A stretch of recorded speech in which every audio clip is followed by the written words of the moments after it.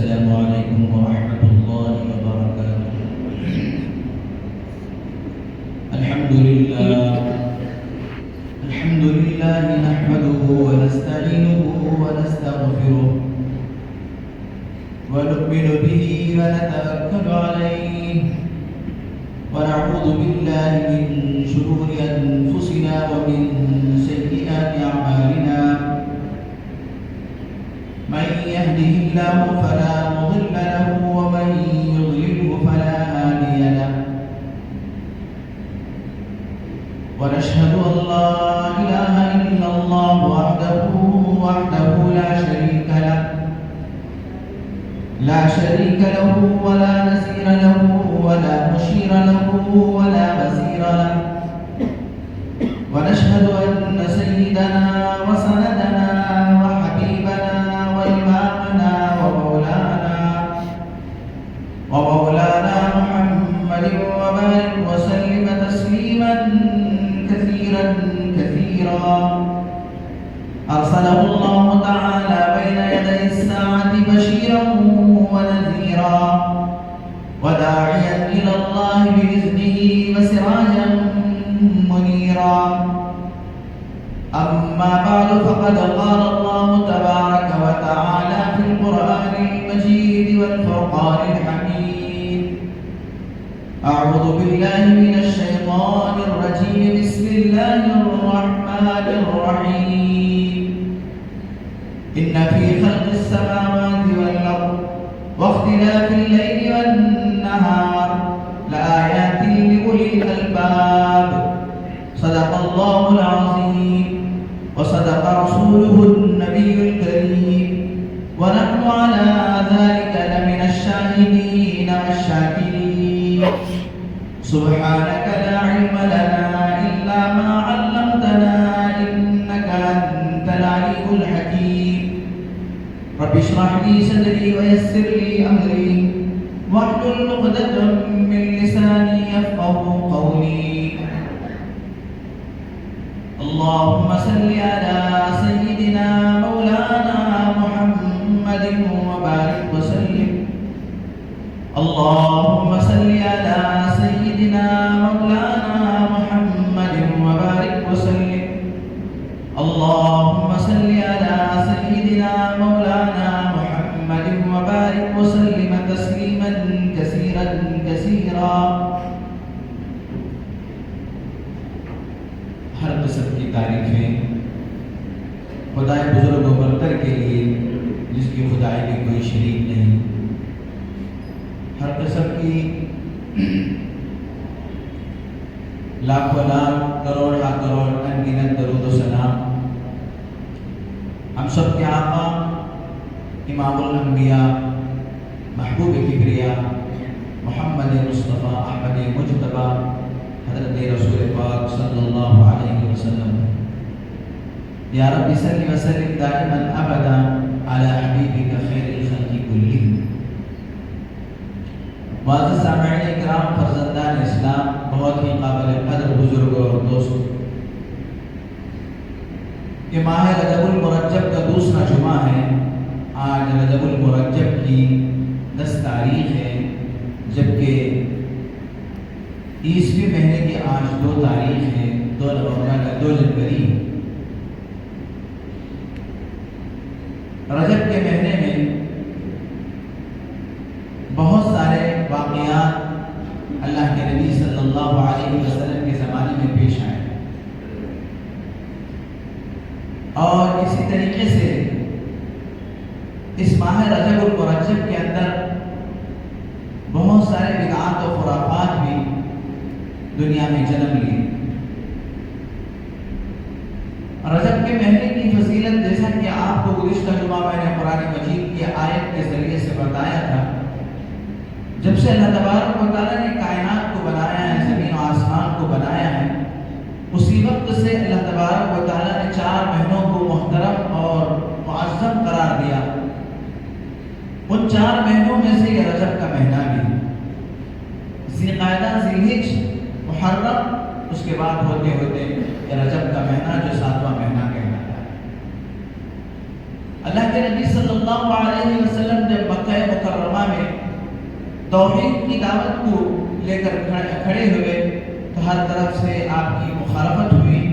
لوگوں نے آپ علیہ السلام کو اور آپ کے ماننے والے مٹھی بھر ساتھیوں کو بہت تنگ کیا. اتنا تنگ کیا کہ لوگ ہجرت کرنے پہ مجبور ہو گئے. چنانچہ اسلام میں سب سے پہلے جو ہجرت ہوئی وہ مدینے کی طرف نہیں بلکہ حبشہ کی طرف. حبشہ کی طرف کچھ صحابہ کرام رضوان اللہ تعالی علیہ مجمعین کو اللہ کے نبی صلی اللہ علیہ وسلم حبشہ ہجرت کرنے کا حکم دیا.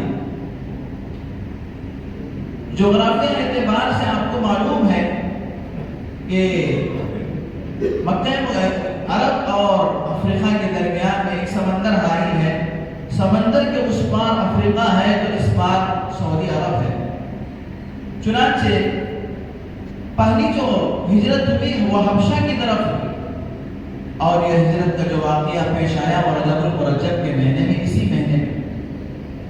اور وہاں کا جو بادشاہ تھا نجاشی اس نے حضرات صحابہ کرام رضوان اللہ تعالی علیہ مجمعین کو اپنے دربار میں بلا کر اسلام کے بارے میں تحقیق کی اور اللہ کے نبی صلی اللہ علیہ وسلم کے بارے میں جاننے کی کوشش کیا اور پھر وہ اللہ کے نبی صلی اللہ علیہ وسلم پر ایمان لے کر آئے. اور حضرت جعفر ابن ابی طالب، یہاں پر دو جعفر ہیں. ایک حضرت جعفر ابن ابی طالب جو حضرت علی رضی اللہ تعالیٰ عنہ کے بڑے بھائی ہیں. انہوں نے جو حبشہ کی طرف صحابہ کرام ہجرت کیے اس جماعت کے یہ امیر تھے اور مکے کے لوگ پیچھے ہی ان صحابہ کے بارے میں وہاں کے بادشاہ کو غلط بیانی دے کر ان کو پھر مکہ مکرمہ واپس لانے کے لیے مکہ مکرمہ کے سرداروں کی ایک جماعت وہاں گئی. جا کر انہوں نے ان مسلمانوں کے بارے میں کہا کہ یہ ایک خدا کی مانو، یہ خدا کو مانتے ہیں، بتوں کی وہ پوجا نہیں کرتے اور یہ فلاں ہیں. لیکن نجاشی جو بادشاہ تھا مسلمانوں کو دربار میں بلایا. حضرت جعفر رضی اللہ تعالیٰ سورہ مریم کی تلاوت فرمائی. جب سورہ مریم کی تلاوت فرمائی تو بادشاہ کی آنکھوں سے آنسو جاری ہونے لگے اور اس نے مکے والوں سے جو ان صحابہ کا پیچھا کرتے ہوئے پہنچے تھے کہا کہ میں ان کو ہرگز نہیں بھیجوں گا، یہ جب تک حبشہ کے اندر رہیں گے ان کے لیے پورا انتظام کیا جائے گا. چنانچہ حضرت جعفر رضی اللہ تعالیٰ کے ساتھ حضرت عثمان غنی رضی اللہ تعالیٰ عنہ تھے اس ہجرت کے اندر اور حضرت عثمان غنی رضی اللہ تعالیٰ عنہ کی بیوی حضور پاک صلی اللہ علیہ وسلم کی صاحبزادی حضرت رقیہ رضی اللہ تعالیٰ عنہ بھی حضرت عثمان غنی رضی اللہ تعالیٰ کے ساتھ حبشہ کی طرف ہجرت کی تھی. اور اسی طریقے سے اس رجب المرجب کے مہینے میں اسلام کی ایک مشہور جنگ مشہور غزوہ جسے غزوہ تبوک کہا جاتا ہے، صحابہ کرام کے ساتھ اللہ کے نبی صلی اللہ علیہ وسلم نے اسی مہینے کے اندر رجب کے مہینے میں صحابہ کا ایک لشکر لے کر غزوہ تبوک پہنچے تھے. آج بھی وہ شہر موجود ہے. سعودی کے اعتبار سے وہ شہر ایسا ہے جیسے ہندوستان کے اندر اوٹی شہر ہے کہ وہاں پر ٹھنڈی زیادہ رہتی ہے. لیکن جب صحابہ کرام رضوان اللہ تعالی علیہ مجمعین حضور پاک صلی اللہ علیہ وسلم کے ساتھ حبشہ پہنچے تھے تو بہت سخت گرمی کا زمانہ تھا اور نجاشی بادشاہ اللہ کے نبی صلی اللہ علیہ وسلم پر ایمان لے کر آیا. اس کے انتقال کی جب اللہ کے نبی صلی اللہ علیہ وسلم کو خبر ہوئی تو آپ علیہ السلام نے اس کی نماز جنازہ پڑھائی. آپ لوگ کہتے ہیں کہ غائبانہ نماز جنازہ پڑھائی، ایسی بات نہیں ہے، بلکہ اللہ تبارک و تعالیٰ قادر مطلق ہے. حضرت جبرائیل علیہ السلام اللہ تبارک و تعالیٰ کے فرشتوں میں سے ہیں اور بہت سارے فرشتے ایسے ہیں جن کو اللہ تبارک و تعالیٰ نے بے پناہ طاقت و قوت عطا فرمایا. تو اللہ کے نبی صلی اللہ علیہ وسلم اور نجاشی بادشاہ کے درمیان جو کچھ آڑ تھا اس سب کو ختم کر دیا گیا. سامنے اللہ کے نبی صلی اللہ علیہ وسلم کی گویا جنازہ ہو گیا اور اللہ کے نبی صلی اللہ علیہ وسلم نے نماز جنازہ جنازہ پڑھا ہے۔ اس سے اس بات کا پتہ چلتا ہے کہ اللہ کے نبی صلی اللہ علیہ وسلم کے لیے اللہ تبارک و تعالیٰ نے یہاں سے لے کر وہاں تک وہ جو درمیان کا خلا تھا اس کو صاف کر دیا، اور اللہ کے نبی صلی اللہ علیہ وسلم نے نجاشی بادشاہ کی نماز جنازہ پڑھائی۔ اسی کے ساتھ ساتھ میرے دوستوں، رجب کا مہینہ بہت ہی محترم مہینہ ہے، بہت ہی بابرکت مہینہ ہے۔ چنانچہ اللہ کے نبی صلی اللہ علیہ وسلم کے غزوات میں سے یہ آخری غزوہ ہے جس کے اندر اللہ کے نبی صلی اللہ علیہ وسلم شریک ہوئے، اور اس کے بعد اللہ کے نبی صلی اللہ علیہ وسلم نے کوئی غزوے کے اندر شرکت نہیں فرمائے، آپ کا وصال ہو گیا۔ اور اسی طریقے سے حضرت معاویہ رضی اللہ تعالیٰ حضور پاک صلی اللہ علیہ وسلم کے ہمزلف بھی ہیں، اور حضور پاک صلی اللہ علیہ وسلم کے نسبتی برادر بھی ہیں، یعنی آپ علیہ السلام کے ساڑو بھی ہیں اور آپ علیہ السلام کے سالے بھی ہیں۔ حضرت ام حبیبہ رضی اللہ تعالیٰ عنہ جو ابو سفیان کی بیٹی ہیں اور اللہ کے نبی صلی اللہ علیہ وسلم کے حرم محترم ہیں، ان کے وہ بھائی ہیں۔ اسی طریقے سے حضور پاک صلی اللہ علیہ وسلم کی ایک بیوی جن کے یہ بہن بھی لگتے ہیں، چنانچہ اللہ کے نبی صلی اللہ علیہ وسلم کے یہ ساڑو بھی ہیں اور اللہ کے نبی صلی اللہ علیہ وسلم کے یہ سالے بھی ہیں۔ میرے دوستو، رجب کے مہینے کے اندر ایک چیز مسلمانوں میں من گھڑت پائی جاتی ہے، اس کا اسلام سے، قرآن سے، حدیث سے کوئی واسطہ، کوئی تعلق نہیں۔ ایک طرف رجب کا مہینہ بہت ہی محترم ہے، بہت ہی باعزت ہے، اسی کے ساتھ ساتھ ہمارے اس ملک کے اندر بلکہ بر صغیر کے اندر، بر صغیر کس کو کہا جاتا ہے؟ ہندوستان اور پڑوسی ملک پاکستان، بنگلہ دیش وغیرہ، ان سب کو ملا کر بر صغیر کہا جاتا ہے۔ ان ملکوں کے اندر، اس بر صغیر کے اندر رجب کے مہینے کے اندر ایک سوچی سمجھی سازش کے طور پر مسلمانوں کو بدعات و خرافات میں مبتلا کرنے کی کوشش کی گئی، اور اس کے لیے یہ جو بدعات ہے، کنڈوں کی فاتحہ بولتے ہیں اور پتہ نہیں کیا کیا بولتے ہیں، معلوم نہیں، یہ 1909 ہجری میں لکھنؤ سے یہ چیز شروع ہوئی، اور اس چیز کے لیے لوگوں نے ایک من گھڑت واقعہ گھڑا۔ وہ کیا ہے واقعہ؟ کہ ایک لکڑہارا تھا اور وہ بہت غریب تھا، نادار تھا، چنانچہ وہ اپنی بیوی کو ایک گاؤں کے اندر چھوڑ کر دوسرے گاؤں میں مزدوری کرنے کے لیے گئے۔ یہ من گھڑت واقعہ ہے، پہلے ہی بتا دے رہا ہوں، لیکن اس واقعے کی میں پوری تحقیقات کے ساتھ اس واقعہ کتنا سچا ہے کتنا جھوٹا ہے اس پر بھی میں تجزیہ کرنے کی کوشش کروں گا۔ چنانچہ وہ لکڑہارا تھا، وہ بڑا غریب تھا، بڑا نادار تھا، وہ مزدوری کرنے کے لیے، لکڑیاں بیچنے کے لیے، جنگل سے لکڑیاں کاٹ کر دوسرے شہروں میں بیچنے کے لیے چلا گیا، اپنی بیوی کو اکیلے چھوڑ کر کہ تم گھر کے اندر رہو، میں جا کر کما کر لاؤں گا۔ چنانچہ اس کی بیوی نے دیکھا کہ اب شوہر باہر چلا گیا، میں یہاں کیا کروں؟ تو اس گاؤں کے اندر ایک وزیر تھا، اس وزیر کے گھر میں کام کرنے کے لیے یہ عورت گئی، تو وہ کام کر رہی تھی وہاں پر، اور یہ عورت کہتی ہے، یہ لکڑہاری کی جو بیوی ہے، اس نے خواب میں نعوذ باللہ امام جعفر کو دیکھا۔ یہ امام جعفر دوسرے ہیں، جعفر بن ابی طالب اور حضرت علی رضی اللہ تعالیٰ عنہ کے بھائی ہیں۔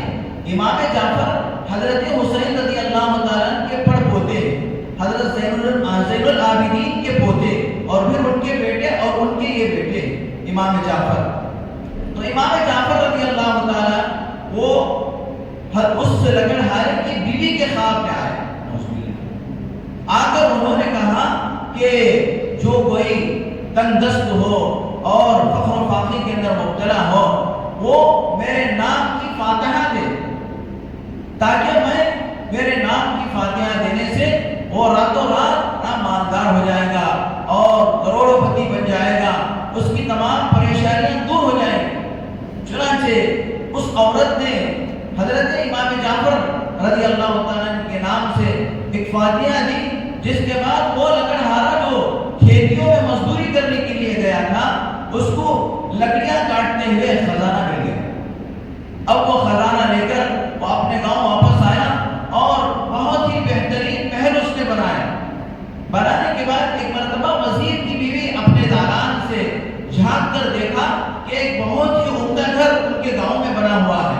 لوگوں سے اس نے پوچھا یہ کس کا گھر ہے؟ لوگوں نے کہا وہی لکڑہارے کی بیوی کا گھر ہے جو تمہارے گھر میں چند دن پہلے کام کرتی تھی۔ چنانچہ اس نے اس عورت کو بلایا، بلانے کے بعد پوچھا کہ تم راتوں رات اتنے بڑے مالدار کیسے ہو گئے؟ تو اس عورت نے کہا کہ میں نعوذ باللہ امام جعفر صادق کے نام سے میں فاتحہ دلوائی، جس کے نتیجے میں راتوں رات میں مالدار ہو گئے، ہم لوگوں کو اللہ نے خزانہ دے دیا، پیسہ دے دیا۔ تو اس وزیر کی بیوی نے اس کا انکار کیا، یہ کیسے ہو سکتا ہے، یہ کیسے ہو سکتا ہے، یہ تو بالکل کیا ہے، میں اس چیز کو نہیں مانتی۔ تو اس کے نہ ماننے کے نتیجے میں کیا ہو گیا کہ بادشاہ جو تھا، یہ بادشاہی کا تو وزیر رہا ہوگا، بادشاہ جو تھا وہ بادشاہ کے بارے میں، وہ بادشاہ کے سامنے اس وزیر کے بارے میں دوسرے لوگوں نے کچھ کانا پرسی کی، یعنی بادشاہ کے سامنے شکایت کیے۔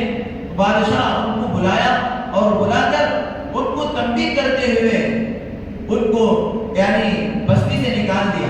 اب یہ دونوں میاں بیوی جا رہے تھے، بستی سے نکل کر راستے میں خربوز بک رہا تھا، خربوز جسے کڑنگا کہتے ہیں، خربوز بک رہا تھا، تو انہوں نے خربوز کو خریدا۔ خربوزے کو خرید کر وہ جھولی کے اندر ڈال کر جا رہے تھے، اتنے میں بادشاہ کا جو بیٹا ایک شہزادہ تھا، اس کے قتل کی خبر آ گئی کہ اس کو کسی نے قتل کر دیا گیا۔ تو وزیروں میں سے کسی وزیر نے بادشاہ سے کہا وہ نہ ہو یہ وزیر جس کو تم نے سبکدوش کر دیا، جو نکال دیا، شاید اسی نے قتل کیا ہوگا، اس کو پکڑ کر لائیں گے تو پورے واقعے کی تحقیق ہو جائے گی۔ چنانچہ بادشاہ وزیروں کو بھیجا اس لکڑہارے کو پکڑنے کے لیے، یعنی اس وزیر کو پکڑنے کے لیے جو چند دنوں پہلے اس کو دربار سے نکال دیا گیا۔ اب جب بادشاہ کے سامنے اسے لایا گیا، بادشاہ نے کہا کہ تم نے ہمارے شہزادے کو قتل کر دیا۔ اس نے کہا میں کیسے قتل کروں گا، میں کیوں قتل کروں گا، واللہ میں نے قتل نہیں کیا۔ تو بادشاہ نے کہا کہ اس کی پوٹلی میں، اس کے جو رومال میں جو چیز بندی ہوئی، اس کو دیکھو یہ کیا ہے۔ چنانچہ میرے دوستو جب اس کی پوٹلی کھولی گئی تو اس میں شہزادے کا سر تھا۔ اب بادشاہ نے کہا کہ بھائی تم لوگ نے اتنا بڑا جرم کیا کہ میرے شہزادے کو تم نے قتل کر دیا، چنانچہ میں تم کو سویرے دونوں کا سر قلم کر دوں گا، اس وقت تک ان لوگوں کو جیل میں ڈال دو۔ چنانچہ ان کو جیل میں ڈال دیا گیا، قید میں بند کر دیا گیا۔ تو انہوں نے اسی قید خانے کے اندر یہ منت مان لی کہ اگر ہم جیل سے چھوٹیں گے، قید خانے سے چھوٹیں گے تو ہم امام جعفر کے نام کی فاتحہ دیں گے۔ اب ان لوگوں نے جیسے ہی منت مانا اور جیسے ہی خیال کیا، ادھر بادشاہ کا جو شہزادہ تھا وہ دربار میں پہنچ گیا۔ اب بادشاہ نے دیکھا کہ زندہ شہزادہ کھڑا ہوا ہے، اس نے پوچھا کہ بھائی تو قتل ہو گیا، یہ خبر ہم کو ملی، لیکن تو آج زندہ سلامت کھڑا ہوا ہے۔ تو اس نے کہا کہ نہیں بھائی، شکار کرتے کرتے بہت دور نکل گیا تھا، لہذا آنے میں تاخیر ہوئی۔ تو پھر بادشاہ نے وہ جو وزیر تھا اور وزیر کی بیوی قید میں تھی، ان دونوں کو بلایا اور بلا کر پوچھا کہ آپ لوگوں کا کوئی جرم نہیں ہے، مجھ سے غلطی ہو گئی، معاف کر دیجئے۔ تو ان لوگوں نے بادشاہ سے کہا یہ سب کیا ہے، امام جعفر کے نام سے جو ہم نے فاتحہ دلائی اس کی برکت سے یہ سب ہو گیا، ہمارا چھٹکارا ہو گیا۔ تو بادشاہ نے بھی ہر سال 22 رجب کو اعلان کر دیا کہ امام جعفر کے نام سے فاتحہ دلائی جائے گی۔ میرے دوستو یہاں رک کر ہم تھوڑا اس واقعے پہ غور کریں، اس واقعے کے اندر کتنی سچائی ہے اور کتنا لوگوں نے اس کے اندر کھچڑی پکا کر لوگوں کے سامنے پیش کیا ہے۔ پہلی بات تو یہ ہے کہ امام جعفر رضی اللہ تعالی یہ کوئی ایسے ویسے نہیں، بلکہ اللہ کے نبی صلی اللہ علیہ وسلم کے اہل بیت میں سے، اللہ کے نبی صلی اللہ علیہ وسلم کے خاندان میں سے، حضرت حسین رضی اللہ تعالیٰ کے پڑ پوتے ہیں، حضرت امام زین العابدین کے وہ پوتے ہیں۔ ایسی بڑی شخصیت کیا یہ کہہ سکتی ہے کہ تم میرے نام کا فاتحہ دو؟ اللہ اکبر، اس سے ڈرنے کی ضرورت ہے۔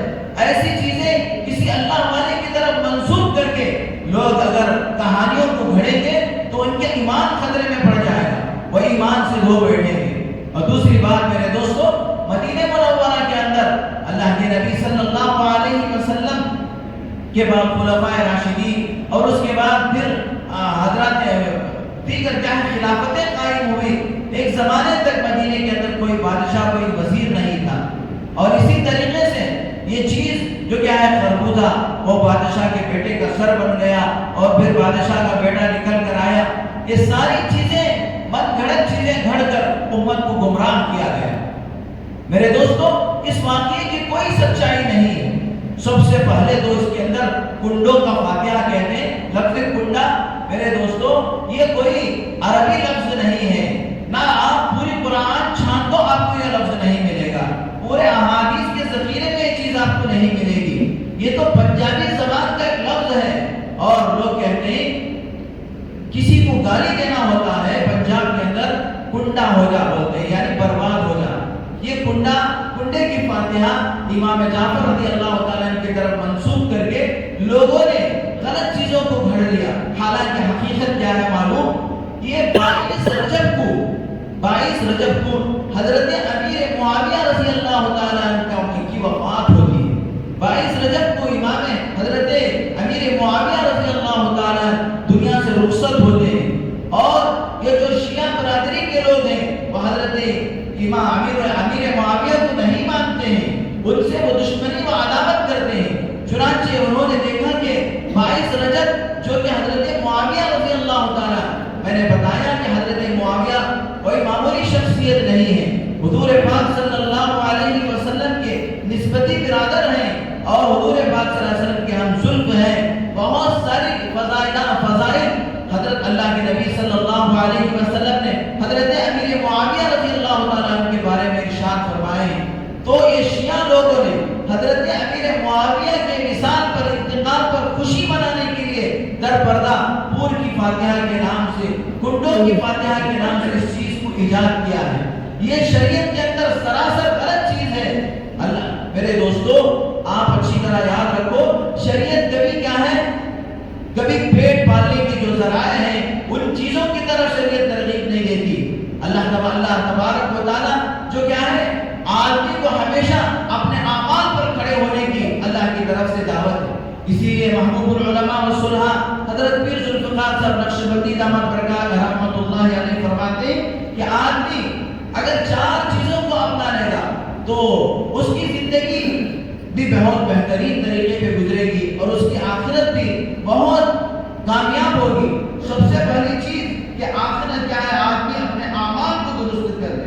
آدمی اپنے اعمال کو درست کر لے گا تو اللہ تبارک و تعالیٰ حالات کو درست فرما دے گا. اب ہم لوگ کیا سوچتے ہیں کہ پہلے حالات درست ہو جائے بعد میں ہم اعمال کو درست کر لیں گے. حالانکہ اللہ کی ترتیب یہ ہے کہ آدمی اعمال کو درست کر لے پھر حالات درست ہو جاتے ہیں. کتنے لوگ ایسے ہیں دنیا کے اندر ان کو اللہ تبارک و تعالیٰ کے احکام کی طرف، نمازوں کی طرف، حج کی طرف اور دیگر نیک اعمال کی طرف دعوت دیتے ہیں تو کہتے ہیں کہ حالات تھوڑا سدھر جائے، بعد میں مسجد کا پھوٹا بن کے مسجد میں بیٹھ جاتے. حالانکہ میرے دوستو ترتیب دین کی یہ ہے کہ پہلے تم اعمال کو درست کر لو، اس کے نتیجے میں اللہ تبارک و تعالیٰ تمہارے حالات کو درست فرمائیں گے. لیکن میرے دوستو ہم کیا ہے الٹی کی چال چلتے ہیں، دیوانہ دان عشق کہ الٹی چال اپنا رہے کہ اعمال تو بعد میں درست کر لیں، پہلے گھر بنا لیں گے، پہلے بینک بیلنس جمع کر لیں گے، پہلے فلاں کر لیں گے، پھر جب وقت ملے گا تو پھر اعمال کو بنانے کی، اعمال کو سنوارنے کی کوشش کریں گے. اس لیے فرمایا کہ اگر آدمی زندگی میں کامیاب ہونا ہے تو سب سے پہلے اعمال کو درست کر لے، اپنے نمازوں کو درست کر لے، اپنے روزوں کو درست کر لے، اپنی معاشرتی زندگی کو درست کر لے، اپنے اخلاق کو درست کر لے. اللہ تبارک و تعالیٰ حالات درست فرما دے گے. دوسری چیز فرمایا جو آدمی اپنے آخرت کو سنوارے گا اللہ تبارک و تعالیٰ اس کی دنیا کو سنوار دے گا. جو آدمی اپنے آخرت کو سنوارنے کی فکر کرے گا اللہ تبارک و تعالیٰ اس کے دنیا کو اللہ تبارک و تعالیٰ سنوار دے گا. سینکڑوں واقعات ہیں کہ جن لوگوں نے آخرت کی فکر کی اللہ تبارک و تعالیٰ نے ان کی دنیا کی حاجتوں کو پورا فرمایا، دنیا کی ضرورتوں کو پورا فرمایا. چنانچہ ہارون رشید بادشاہ گزرے ہیں. ہارون رشید بادشاہ ایک مرتبہ انہوں نے اپنے محل سے ایک اللہ والے کو دیکھا. اس زمانے میں جو اللہ والے تھے کہ وہ اللہ والے جیسے ہی باہر نکل رہے ہیں عبادت گاہ سے ان کے پیچھے لوگ کیا ہے وہ جو جوتے چھوڑ کر جا رہے ہیں تو لوگ ان کے جوتوں کو درست کر رہے ہیں.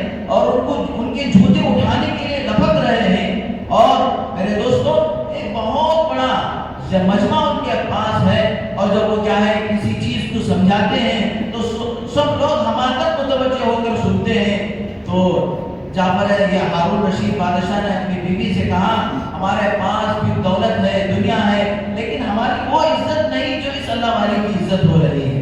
तो इससे पता चला कि आमाल को अगर दुरुस्त कर लेते हैं, आखिरत को अगर बना लेते हैं, तो अल्लाह ताला हमारी दुनिया को बना देंगे। अल्लाह तबारक व तआला हमारी दुनिया के अंदर बहुत सारे क्या है, हमारे काम और काज को अल्लाह ताला बना।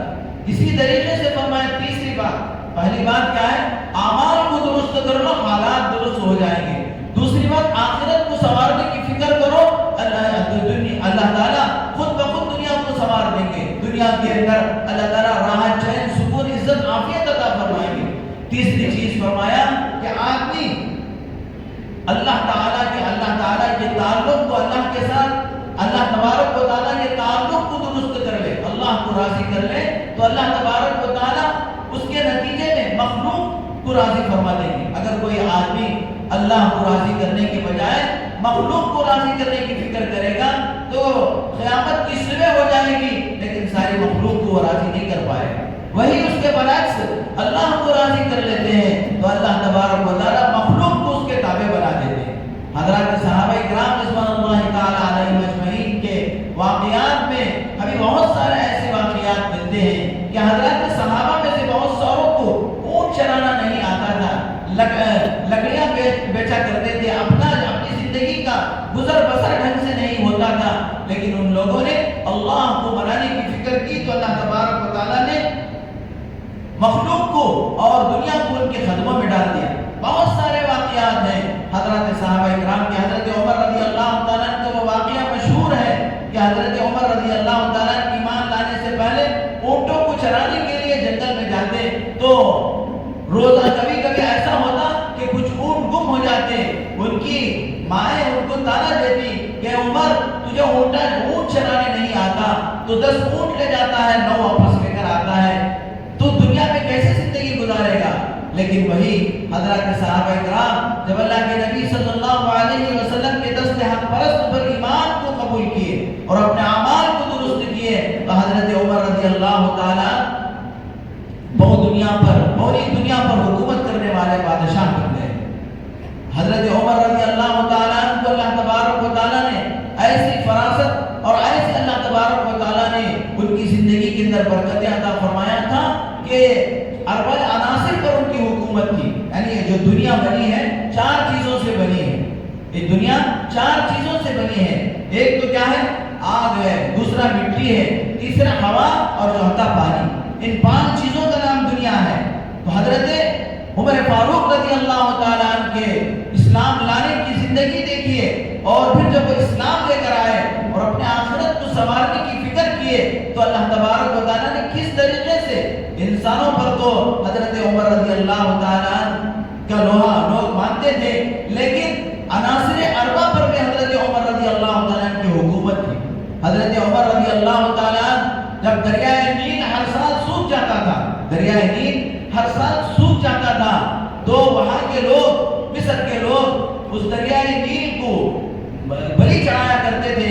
एक नौजवान दोशीज़ा लड़की को लाया जाता और उसको सोने के मालों से पहनाए जाते और नीचे से ऊपर तक उसे सोने के जेवर से पीला कर देते और फिर उस दरियाए नील की तरफ, दरियाए नील में उस नौजवान दोशीज़ा को डाल देते और जिसके बाद फिर दरियाए नील चलने लगता। हजरत साद बिन अबी वक्कास रज़ी अल्लाह तआला मिस्र के गवर्नर हैं, हजरत उमर फारूक रज़ी अल्लाह तआला को खत लिखते हैं और हजरत उमर रज़ी अल्लाह तआला से कहते हैं, अमीरुल मोमिनीन, यहाँ के लोगों का ये दस्तूर रहा है कि हर साल दरियाए नील को एक लड़की बलि के तौर पर देते हैं, उसके बाद से दरिया जारी होता है। हजरत उमर रज़ी अल्लाह तआला मदीने से एक पर्ची लिखते हैं डायरेक्ट दरियाए नील के नाम से, ऐ दरियाए नील, मैं उमर अल्लाह का बंदा रसूलुल्लाह सल्लल्लाहु अलैहि वसल्लम का खादिम, मैं तुझसे पूछ रहा हूँ, अगर तू अल्लाह की तरफ से चलती है तो चल, वरना तेरे चलने की कोई जरूरत नहीं। इस पर्ची के अंदर लिखकर हजरत साद बिन अबी वक्कास रज़ी अल्लाह तआला को पर्ची देकर भेजते हैं और फरमाते हैं कि इस पर्ची को दरियाए नील के अंदर डाल देना। चुनांचे जैसे ही हजरत उमर रज़ी अल्लाह तआला का पर्चा दरियाए नील के अंदर डाला जाता है तो मेरे दोस्तों, दरियाए नील उसी आबोताब के साथ, उसी जोश व खरोश के साथ चलना शुरू हो जाता جاتی ہے. عمر رضی اللہ تعالیٰ عنہ کا وہ خط تھا، آج بھی میرے دوستو برابر وہ دریائے نیل چل رہی ہے، کبھی سوکھنے کا نام نہیں آیا. اسی طریقے سے حضرت عمر رضی اللہ تعالیٰ، جبکہ ایک زمانہ تھا کہ حضرت عمر رضی اللہ تعالیٰ عنہ کو اونٹ چلانا نہیں آتا تھا، اور آج الحمدللہ حضرت عمر رضی اللہ تعالیٰ اپنے دور کے اندر 22 لاکھ مربع زمین کے اکیلے ترے تنہا بادشاہ. حضرات صحابہ اکرام رضوان اللہ تعالی علیہم اجمعین اللہ تبارک و تعالیٰ کو راضی کرنے کی کوشش کی. جب ہمارے سامنے کوئی مسئلہ آتا ہے، شادی کا مسئلہ آتا ہے اور کوئی بھی مسئلہ آتا ہے، تو اس وقت ہم ہر ایک رشتہ دار کو خوش کرنے کی کوشش کرتے ہیں. یہاں تک کہ حضرت پیر صاحب فرماتے تھے کہ اپنے گھر کی نوکرانی کو بھی خوش کرنے کی کوشش کرتے ہیں، اپنے گھر کی نوکرانی کو بھی خوش کرنے کی کوشش کرتے ہیں، لیکن ان لوگوں کو خوش کرنے میں ہم اللہ تبارک و تعالیٰ کو ناراض کر دیتے ہیں. اللہ تبارک و تعالیٰ کے حکموں سے ہم ہٹ جاتے ہیں، رسول اللہ صلی اللہ علیہ وسلم کے مبارک طریقے کو چھوڑ دیتے ہیں. لیکن میرے دوستوں، آپ جتنا بھی خوش رکھیں، میں پہلے بھی ایک واقعہ آپ کو سنا چکا ہوں. ایک آدمی اپنی بیٹی کی شادی کیا، 8 دن تک روزانہ لوگوں کو، مہمانوں کو کھلاتا رہا اور ہر چیز کا انتظام کیا کہ فلاں چیز اس شادی کے اندر نہیں ہے، ایسی کوئی بات نہیں. لیکن جب 8 دن کے بعد مہمان سب کھا پی کر، سب کیا ہے، موج مستی کر کے جا رہے تھے، تو کسی نے کہا کمبخت ساری چیزوں کا تو انتظام کیا، لیکن دانتوں میں جو گوشت اٹک گیا ہے اس کو نکالنے کے لیے خلال نہیں رکھا، اس کو نکالنے کے لیے کاڑی نہیں رکھا. تو میرے دوستو، ہم اگر دنیا والوں کو راضی کرنے کے پیچھے پڑ جائیں گے اور ان کے پیچھے پڑ کر خدا کو ناراض کریں گے تو کبھی ہم مخلوق کو راضی نہیں کر سکیں گے. وہی جب ہم اللہ کو راضی کر لیں گے، اللہ اپنی قدرت سے تمام کو آپ سے راضی کروا دے گا، سب کے سب آپ سے راضی ہو جائیں گے، خوش ہو جائیں گے. اس لیے میرے دوستو، ہمارے سامنے بہت سارے ایسی چیزیں آتی ہیں، اس کے اندر ہم کو دیکھنا ہے کہ اس میں اللہ کی رضا کیا ہے، نبی پاک صلی اللہ علیہ وسلم کا مبارک طریقہ کیا ہے. حدیث پاک کے اندر اللہ کے نبی صلی اللہ علیہ وسلم نے فرمایا، لا طاعت لمخلوق فی معصیت الخالق، مخلوق کی اطاعت نہیں کی جائے گی اللہ کی معصیت میں، یعنی اللہ کو ناراض کر کے مخلوق کو راضی نہیں کریں گے، بلکہ اللہ کو راضی کرنے کی سب سے پہلے فکر کریں گے. ابھی میرے دوستو، یہ جو جنوری کا مہینہ شروع ہوا ہے، یہ لوگ کیا ہے، یہ سمجھ رہے ہیں کہ ہماری عمر بڑھ گئی، حالانکہ فرمایا کہ ہماری زندگی کی دیوار سے ایک اینٹ ہماری گر گئی. ہم لوگ کیا ہیں، قبر کے قریب ہوتے جا رہے ہیں، ہم آخرت کے قریب ہوتے جا رہے ہیں. میرے دوستو، جنوری کے پہلی تاریخ سے پہلے جو شب آتی ہے، 12 بجے کے بعد جو جنوری کے پہلی ساعتیں شروع ہوتے ہیں، اس کے اندر ایسی واہی اور تباہی اور ایسا میرے دوستو گناہوں کے اندر مبتلا ہوتے ہیں لوگ. اس ایک دن کے اندر جتنی شراب پی جاتی ہے، سارے سال اتنی شراب نہیں پی جاتی. اس ایک دن کے اندر گناہ اتنا ہوتا ہے کہ پورے سال میں اتنا گناہ نہیں ہوتا. تو پھر میرے دوستو، ایسے لوگوں کو کیا کہا جائے گا، جو کیا ہے، لوگوں کو، فرینڈوں کو، دوستوں کو خوش کرنے کے واسطے اللہ کو ناراض کرنے کے کام کرتے ہیں. میرے دوستو، اللہ تبارک و تعالیٰ ہم لوگوں کو دنیا کے اندر آخرت کی فکر کرنے کے واسطے بھیجا ہے اور آخرت کی تیاری کے واسطے بھیجا ہے.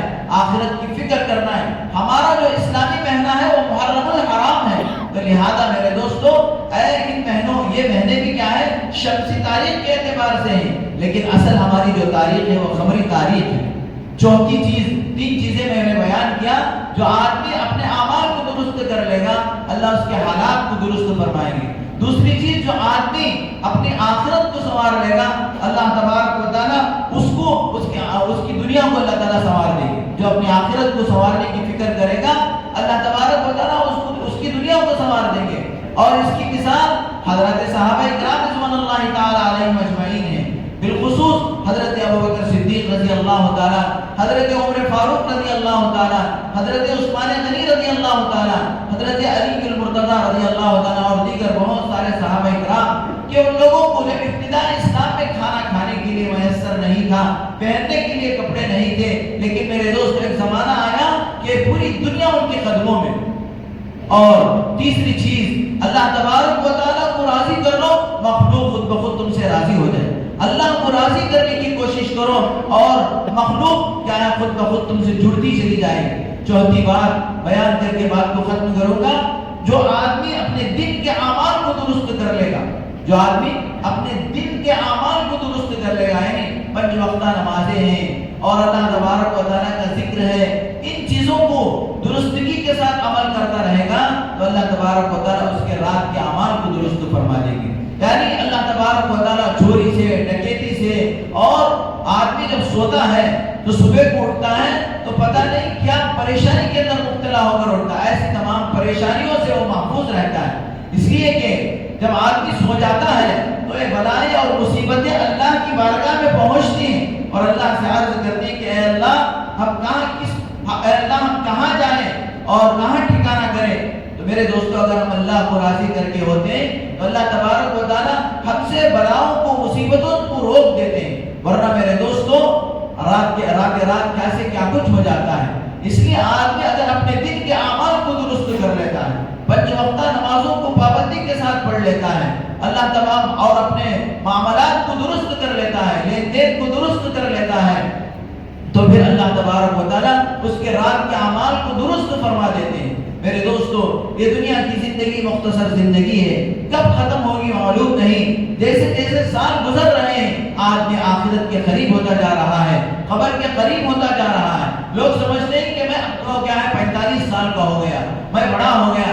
حقیقت میں آدمی کی زندگی گھٹ رہی ہے، آدمی کی زندگی سے ایک سال چھینا جا رہا ہے اور ایک لمحہ چھینا جا رہا ہے، اور جتنا آدمی آخرت کی فکر کر لے گا وہ اتنا ہی آگے کیا ہے برزخ کے زمانے میں، یعنی خبر کا جو زمانہ ہے اس کو برزخ کا زمانہ کہتے ہیں، ہزاروں لاکھوں سال کا زمانہ ہے۔ قیامت قائم ہونے تک اس کو قبر کے اندر جو رکھا جائے گا اور برزخ کے اندر بھی وہ آرام سے رہے گا، اور پھر جب آخرت میں قیامت کے دن جب اسے اٹھایا جائے گا، محشر میں جب وہ اٹھے گا تو بھی اس کی زندگی ہے، اس کے اندر کیا ہے خوشی ہوگی، اور وہ اللہ تبارک و تعالیٰ کے عرش کے سائے میں ہوگا، اور اللہ تبارک و تعالیٰ اس سے راضی ہوں گے، وہ اللہ سے راضی ہوگا۔ اور اس کے بعد پھر جب آخرت کی زندگی ہے، قیامت کے بعد پھر آخرت کی زندگی ہے، اس کے بارے میں اللہ تعالیٰ فرماتا ہے کہ جنتی جنت میں چلے جائیں گے، دوزخی دوزخ میں چلے جائیں گے۔ تو پھر میرے دوستو، جب ہم دنیا کے اعمال کو درست کر لیں گے،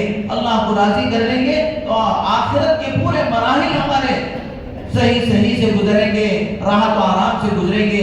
اس لیے میرے دوستو، یہ نیا سال جو آیا ہے جنوری کے اعتبار سے، اس کے اندر ہم آئندہ سال کا گزشتہ جو 2025 گیا اس کا محاسبہ کریں کہ اس 2025 میں مجھ سے کیا غلطیاں ہو گئی، مجھ سے کیا کمی کوتاہی ہو گئی، اور اس سال کو میرے دوستو گزشتہ سال سے بہتر بنانے کی کوشش کریں۔ کیوں پتہ نہیں آدمی کی زندگی کا کون سا سال آخری ہے۔